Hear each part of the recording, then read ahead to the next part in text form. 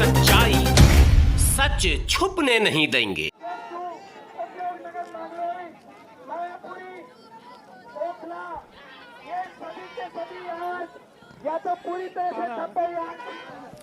आज दिल्ली और एनसीआर में तमाम 12 ट्रेड यूनियन जो संगठन है, राष्ट्रीय संगठन है, उनकी कॉल पे आज तमाम मजदूरों ने आज हड़ताल की है देश में।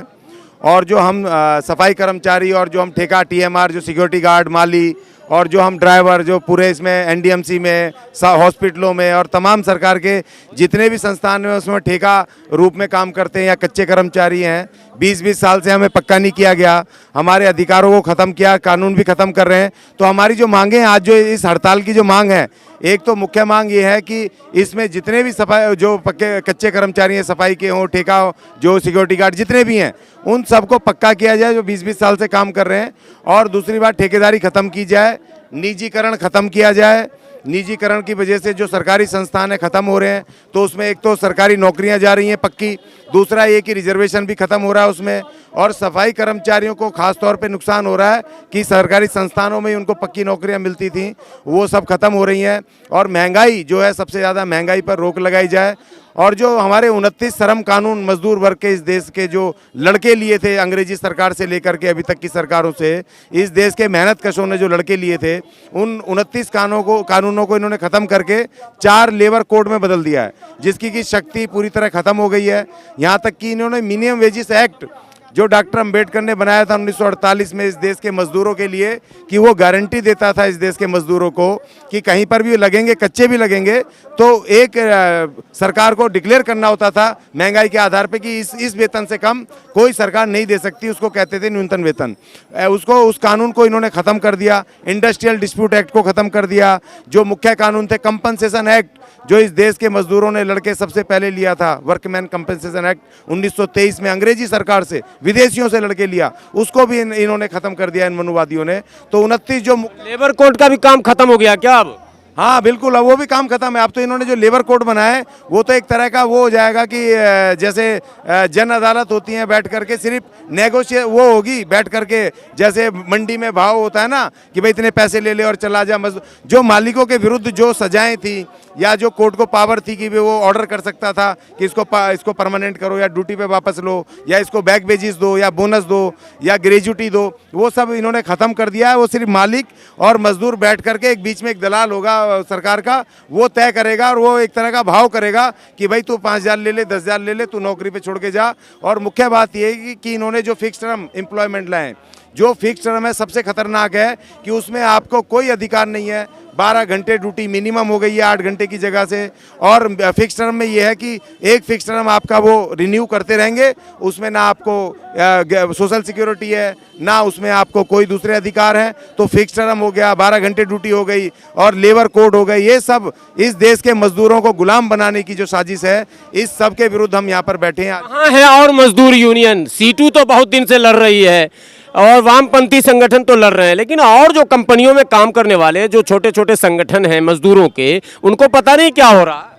देखिए, आज जो हड़ताल हुई है इंडस्ट्रियल एरियाज़ में, सवेरे हम जा कर के आए तो तमाम इंडस्ट्रियल एरिया दिल्ली के ज़्यादातर बंद हैं और वहाँ भारी संख्या में जो पूरा खबर आ रही है, क्योंकि यहाँ पर हम कुछ लोग यहाँ पर आंशिक रूप से हमने बुलाए जो आ सकते थे, बाकी तमाम मजदूर हमारे जो हैं वहाँ पर इंडस्ट्रियल एरिया में जुलूस निकाल रहे हैं, धरना कर रहे हैं और वहाँ पर हड़तालें हो रही हैं और एरियाज़ में भी हो रही है, ये भी खबरें आई हैं और एनसीआर में भी जबरदस्त हो रहा है।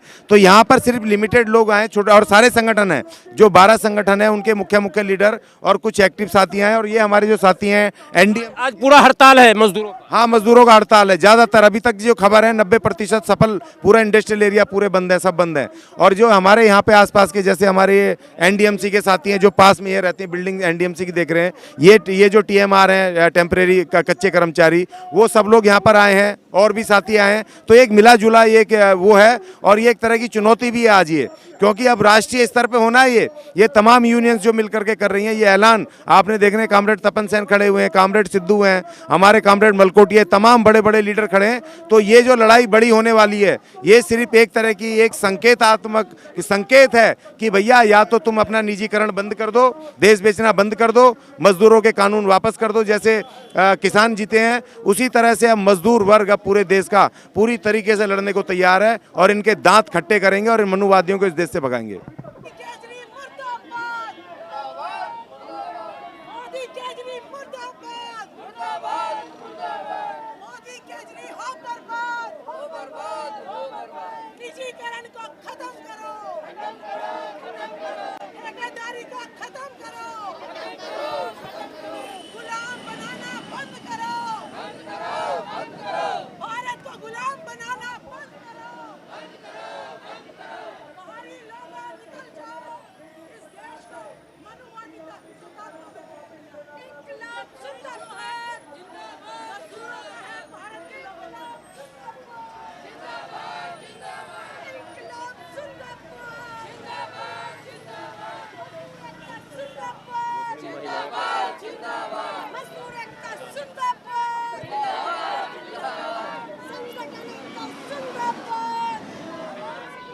क्या है पूरा मामला आप लोगों का? पूरा मामला तो जो है पूरी देश का मामला है ये।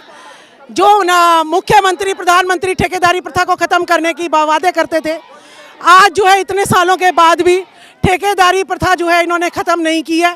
दूसरा, और नौकरियां जो है बिल्कुल ही ख़त्म करते चले जा रहे हैं, जिससे दिल्ली में गंदगी, भारत में गंदगी फैलती चली जा रही है।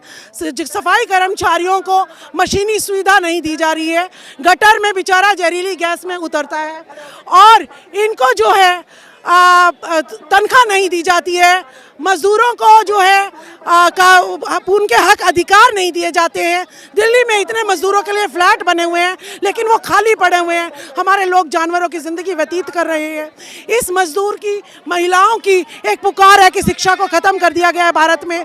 शिक्षा को दोबारा से जो है चालू किया जाए, और महिलाओं के प्रति जो शोषण हो रहा है उसको खत्म करके इस दिल्ली में नगर निगम के चुनावों में सभी सीटों पर महिलाओं को जो है खड़ा किया जाए, ताकि जैसे महिलाएं घर को स्वर्ग बनाती हैं उसी तरीके से भारत की राजधानी को ये स्वर्ग बनाए, और देश को एक नमूना मिले कि किस तरीके से जैसे ही नारी शक्ति मूल निवासी इस देश पर राज करेगा, ये देश भारत दोबारा से सोने की चिड़िया बन जाएगा और अखंड भारत का निर्माण करेगा।